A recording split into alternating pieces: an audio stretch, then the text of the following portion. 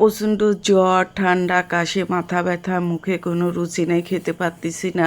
তাই মাকে বললাম যে মা কিছু খাবো করে দাও। তখন আমার মা এই যে 2 রকম ডাউল আর চাউল ভেজে দিল। ভেজে এই যে এটা পেঁয়াজ মরিচ দিয়ে সর্ষার তেল দিয়ে মাখিয়ে খাচ্ছি। আর এখানে একটু তেলের পরিমাণ কম দেওয়া হচ্ছে, কারণ আমি আম্মাকে বলছিলাম তেল একটু কম দিও, সেজন্য তেল একটু কম দেওয়া হয়েছে।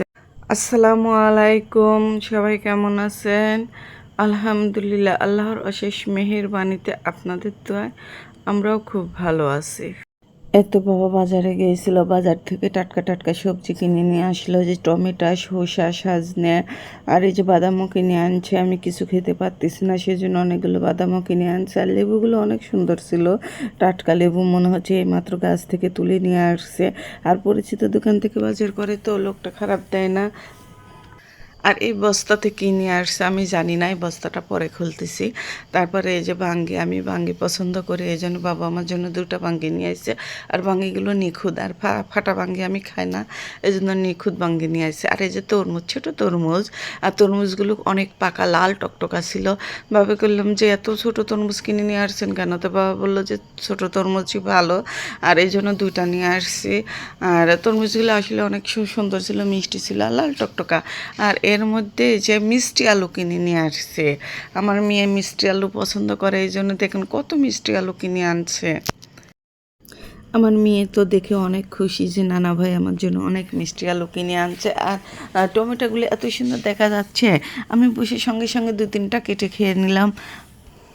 বাজারগুলো তুলে সঙ্গে সঙ্গে যে বাগানে চলে আসলাম, কারণ ঘরে থাকতেই পারলাম না, টিনের ঘর, অনেক গরম, হিট।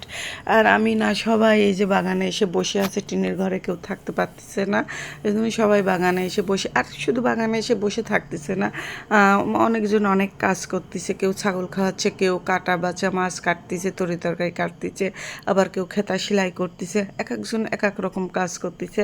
আর আমি এখানে যে বাগানে এসে বসে একটু ভিডিও করলাম।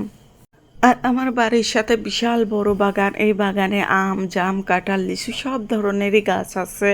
আর এই জন্য একটু মনটা খারাপ হলে এই বাগানে আসলে, আর বাগানে সবাই থাকে, একজন না একজন থাকে, সবার সঙ্গে কথা বলতে বলতে সময় চলে যায়, আর ভালো লাগে, মনটাও ভালো লাগে। এই গরমের মধ্যে কেউ আর ঘরে বাড়িতে থাকতে পারতেছে না, প্রচুর গরম, টিনের ঘর দেখতে পাচ্ছেন, এই যে টিনের ঘরে থাকা সম্ভব, এই জন্য সবাই বাগানে এসে বসে থাকে।